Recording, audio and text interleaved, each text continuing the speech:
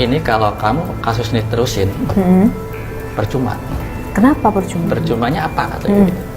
Ini bos kamu ini sama Pak Tito, dulu Pak Tito Kapolri, itu teman. Aku ingat tuh Bang Haji, kita pernah, Mata Najwa waktu itu pernah ngeliput soal korban salah tangkap polisi.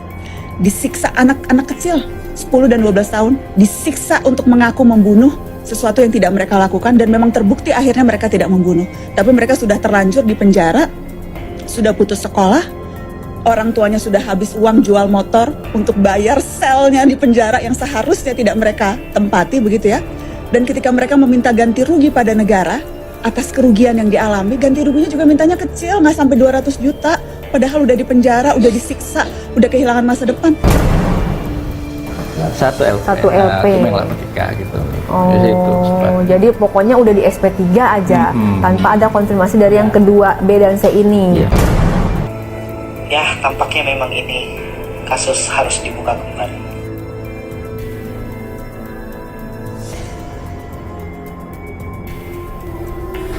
Disebut jadi dalam kisruhnya kasus Jessica Wongso, Krisnamurti tuding Otto Hasibuan banyak bohongnya. BPJS sempat nunggakkan sampai Yang ada nunggak siapa? 6 bulan, 7 bulan. Yang nunggak siapa? Jadi gini, karyawannya, karyawan tiap bulan dipotong. Tiap bulan udah pasti bayar tuh ya karyawan, karena dipotong. Jadi dipotong.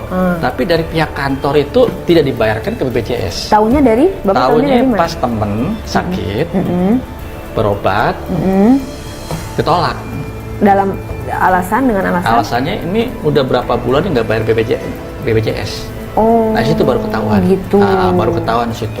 Itu nggak 1 bulan 2 bulan, hampir 6 bulan 7 bulan. 6 bulan 7 bulan. Sampai saya juga negor juga sampai ribut di situ kan. Sampai ribut juga. Ya maaf, saya di kantor ini kalau Pak Jerry sih orangnya nggak pernah aktif di kantor. Masuk karena dia mobile ya. Paling saya yang selalu negor bagian koperasi, bagian saya negor gitu. Kalau karena saya sedikit saya ngerti tentang akuntansi, kan ngerti saya perpajakan saya ngerti gitu kan. Saya kan lulusan akuntansi juga gitu kan. Saya tegur segitu kan gini. Sampai saya datengin ke BPJS. Saya pengen tahu BPJS gitu. Bapak ngecek langsung ya. Bener. Sampai 7 bulan kalau nggak bayar. Oh, jadi benar adanya. Iya. Terus saya laporin ke Polda.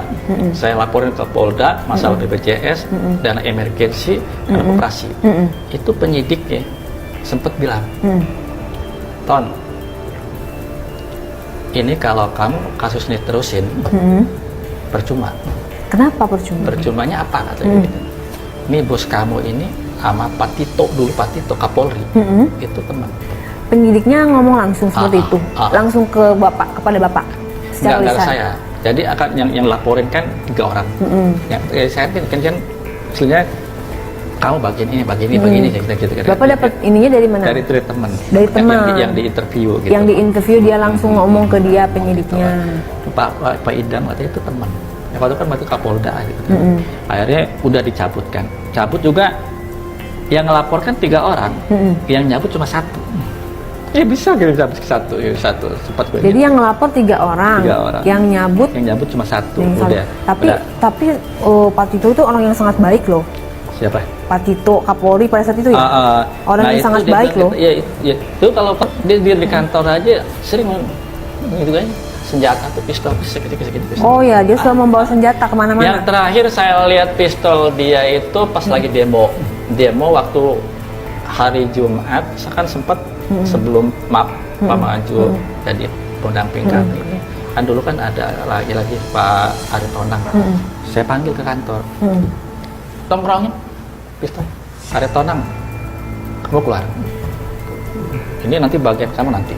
Tongkrong pistol. Yang saya tahu juga, saya dengar dia anggota BIN juga. Oh, Bapak berarti tahunya dari orang lain. Kalau dari dia nggak pernah ngomong gitu. Cuma ya itu arogannya begitu Kak gitu. Kadang-kadang pernah nggak Bapak ngeliat, kan katanya dekat katanya sama Pak Tito gitu ya. Katanya Bapak pernah ngeliat langsung? Kalau ngeliat langsung belum ngeliatnya sama. Cuma ya banyak kan kadang-kadang informasi dari teman dari ini gini gitu kan, ada yang dekat kalau Pak Idi kan itu ada yang dekat gitu kan, dekat gitu lah gitu. Kalau secara langsung saya ngelihat dia belum. Yang cabut laporan itu kan 3 yang bikin laporan. Yang cabut laporan itu yang mendengar langsung dia dekat dengan Pak Tito. Nah ini yang nyabut ini Jadi sebelum saya kan ada nama temen gitu kan di depan gitu. Itu A, B, C gitu. Ini yang nyabut laporannya itu cuma A doang. Yang B, D, C saya nggak tahu. Tahu-tahu udah di SP3 gitu. Oh, Nah, gitu. udah di- Tapi satu LP, 3 orang itu dalam satu LP apa LP-nya beda-beda? Satu LP. Satu LP. Cuma yang lapor 3 gitu.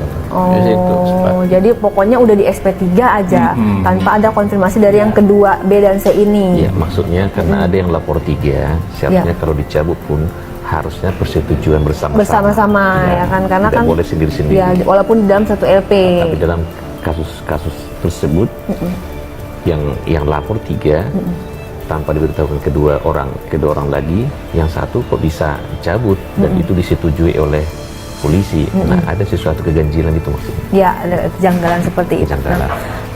Apa namanya? Tadi Bapak sempat cerita, katanya Bapak pernah mendapat kayak apa ya? Apa sih statement yang menantang atau ancaman dari Pak Edi sendiri? Seperti apa?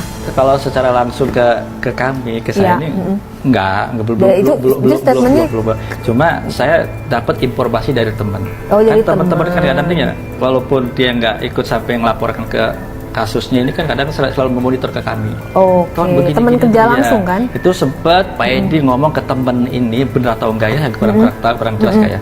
Sempat, ayo sampai kapanpun katanya. Saya nggak bakal bayar tuh pesangon teman-teman begitu, teman-teman kamu, dia bilang gitu kan. Nah situ Disampaikanlah ke bapak-bapak ini. Terus yang sebelumnya juga waktu ada putusan dari pengadilan, waktu PHI itu pengadilan kan, dia sempat, ayo kita sampai ke pengadilan sampai kapanpun benar begitu, pak kuat-kuat ya gitu, sama gitu. Nah secara prinsip pribadi kami nih kak, gitu. Ada langit, di langit ada langit lagi saya. Ya. Nah, saya masih punya Allah saya gitu. Ya. Kalau toh orang masih ada yang mau belain kami gitu, ayo saya jalan kayak gitu. Selagi masih ada yang masih belain kami saya gitu. Nggak, katanya karyawan ada yang demo juga atas kasusnya Mirna. Betul. Itu Kak. gimana ceritanya Pak? Kronologi Jadi maksudnya gini, kan Kak. artinya nggak ada hubungan ya dengan kasus dengan karyawan, tapi bagaimana artinya? Ya gini kak, ya sempat juga dari pihak kantor itu kan minta ke karyawannya gitu Minta loh. karyawan gimana kasih tuh? support masalah kejadian ini kasih Jessica ini support. Mirna ini support ya sebagian pada datang ya, staf juga bagian lapangan juga datang kan gitu. Support pokoknya setiap sidang Setiap sidang iya, datang, setiap sidang datang memenuhi pengadilan gitu ya. ada perwakilan pokoknya datang Oke. datang gitu. Itu semuanya datang tuh. Oh enggak, Pak, ada perwakilan paling enggak semuanya ya paling ya kurang lebih bahasa 100 atau berapa gitu. 100. Nah, sampai demo juga gitu kan sampai Jessica Untuk memenuhi ruangan sidang gitu ya. Itu dipakai spanduk, itu bawa spanduk atau ada sempat juga bawa spanduk juga. Bawa spanduk. Sempat bawa spanduk juga. itu dibayar? Enggak. Akan ada lebih dari 2 orang yang akan pindah kubu tuh. Yang dia sudah tidak tahan dibayang-bayangi oleh penyesalan, sehingga dia akan membuka omongan bahwa apa yang pernah dia katakan itu semua bohong gitu. Kalau sampai itu terjadi, pasti pihak-pihak buzzer itu, pihak sana itu menganggap itu adalah settingan. Tapi kalau itu sampai terjadi, itu artinya benar. Jadi, ada seorang bapak,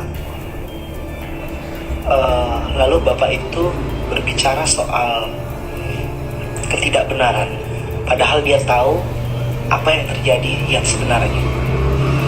Lalu, kehendak berkata lain, bapak ini telah tiada. Tapi sebelum dia tiada, dia meninggalkan pesan kepada seorang anak laki-laki untuk menemui seorang wanita.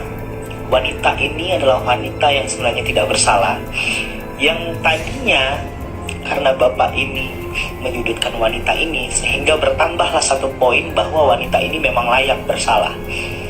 Tapi sayangnya bapak itu sudah tidak ada. Tapi masih ada 1 orang, seorang anak laki-laki ini datang menemui perempuan ini. Dan dia berkata, ada permintaan maaf dari beliau. Dia mengatakan maaf kalau apa yang dia katakan di hari sakral itu, bahwa itu semua adalah kata-kata yang tidak benar. Sehingga si wanita ini juga tidak bisa berbuat apapun. Tapi firasat mengatakan nanti pria ini akan muncul. Nama panggilannya itu hanya 4 huruf. Ya kurang lebih begitu. Ini akan muncul ke permukaan, akan menjadi sebuah fakta baru, menjadi sebuah kabar yang heboh, sehingga dapat menggerakkan hati para pemimpin untuk, ya tampaknya memang ini kasus harus dibuka kembali. Otto Hasibuan selaku kuasa hukum Jessica Wongso terpidana kasus pembunuhan berencana kopi sianida belakangan ini rajin tampil di berbagai kanal media sosial. Hal itu terjadi setelah kasus yang pernah ditanganinya itu kembali menguak setelah diangkat menjadi film dokumenter oleh Netflix. Film bertajuk Ice Cold Murder Coffee and Jessica Wongso itu pun ramai dibahas publik. Pada beberapa kesempatan Otto Hasibuan mengatakan bahwa terdapat sejumlah kejanggalan dalam penyelesaian kasus ini. Menurut Otto, Jessica Wongso tidak dapat ditetapkan sebagai tersangka karena lemahnya barang bukti. Selain itu, Otto juga kerap menyinggung sosok Kepala Divisi Humas Hubungan Internasional Polri Irjen Krishna Murti. Menurut Otto, Krishna adalah sosok dibalik memanjangnya kasus ini. Salah satu pernyataan Otto yang banyak menarik perhatian adalah Krishna Murti yang menangani kasus tersebut pada 2016 lalu mendesak keluarga Mirna Salihin untuk melakukan autopsi agar polisi bisa mengetahui siapa yang telah menghilangkan nyawa mendiang Mirna.